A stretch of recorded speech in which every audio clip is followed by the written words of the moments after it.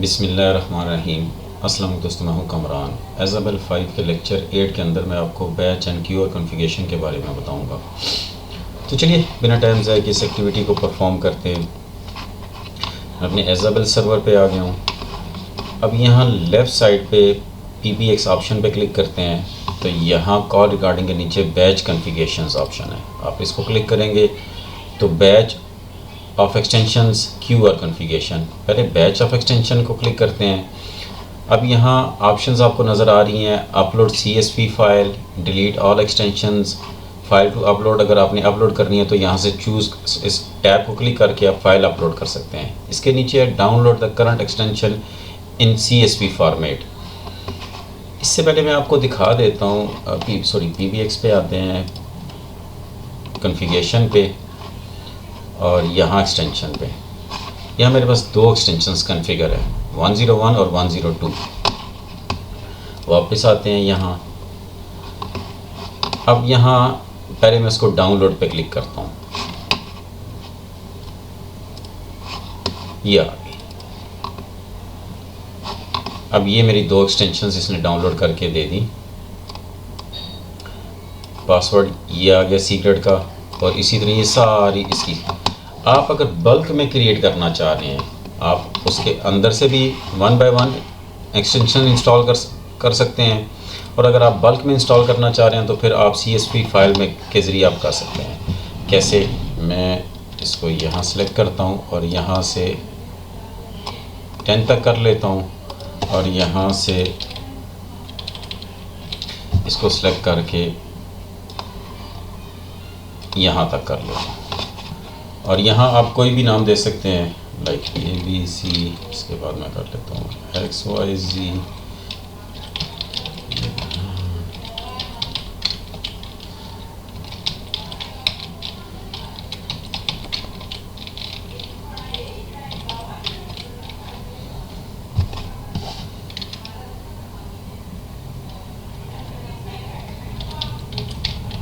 ये मैंने कुछ रैंडम नाम्स के अंदर लिख लिए।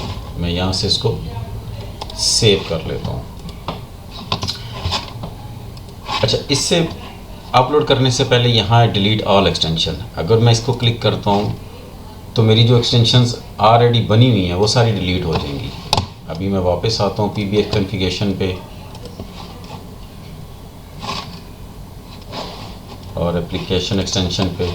अब देख सकते हैं जो मेरी एक्सटेंशंस थी वो डिलीट हो चुकी हैं। अब मैं आता हूँ बैच कॉन्फ़िगरेशन पे, और यहाँ मैं आता हूँ choose file,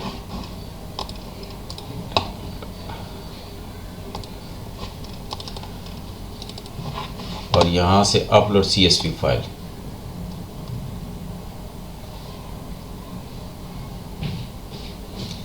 total extension updated 10। अब मैं यहाँ आता हूँ एक्सटेंशंस। यहाँ से आप देख सकते हैं कि मेरी एक्सटेंशंस जो मैंने CSV के अंदर बनाई थी वो सारी अपलोडेड हो गई। अच्छा, इसमें एक और चीज़, अगर आपने CSV जब आप अपलोड करेंगे तो मेक श्योर, जो मिसाल के तौर पे मैं इस तरह करता हूँ, मैं इसको ओपन करके मैं यहाँ से डिलीट कर देता हूँ, इसको भी डिलीट कर देता हूँ, डिलीट डिलीट।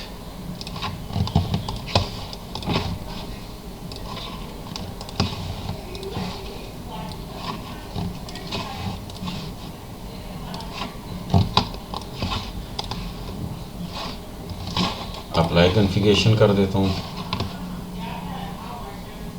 ये प्रीवियस कंडीशन पे आ गया।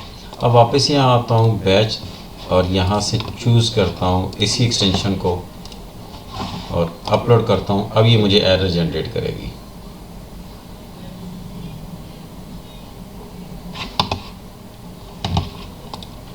लकीली इसने नहीं किया। मोस्ट ऑफ द टाइम ये, क्योंकि जो ऑलरेडी एक्सटेंशंस आपकी बनी हुई हैं, अगर आप वही दोबारा अपलोड करेंगे तो वो एरर दे देगी। आई डोंट नो इसने इस दफ़ा क्यों नहीं दिया।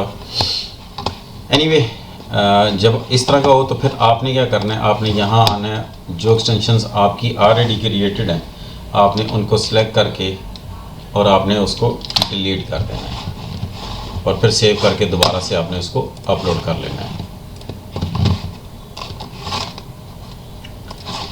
अच्छा, इसके बाद है QR configuration. Generate QR code list of soft phones, आपने यहाँ क्लिक करना है तो ये आपकी जितनी भी एक्सटेंशंस होंगी उनके QR कोड जनरेट करके दे देगी। अब मोबाइल के अंदर जब आप सॉफ्ट फ़ोन कॉन्फ़िगर करेंगे तो उस सॉफ्ट फ़ोन के अंदर QR कोड स्कैन की ऑप्शन होती है। आप उसके ज़रिए जिस भी एक्सटेंशन को स्कैन करेंगे वो एक्सटेंशन उसके अंदर कॉन्फ़िगर हो जाएगी, आपको कोई सेटिंग करने की ज़रूरत नहीं। जैसे ही वो स्कैन करेगा तो इसकी सेटिंग ऑटोमेटिकली उसके अंदर आ जाएगी। होप आपको यहाँ तक समझ आ गई होगी बैच ऑफ एक्सटेंशंस और QR कॉन्फ़िगरेशन कैसे किया जाता है। इस वीडियो में इतना ही, मिलते हैं अपनी नेक्स्ट वीडियो में, तब तक के लिए अल्लाह हाफिज़।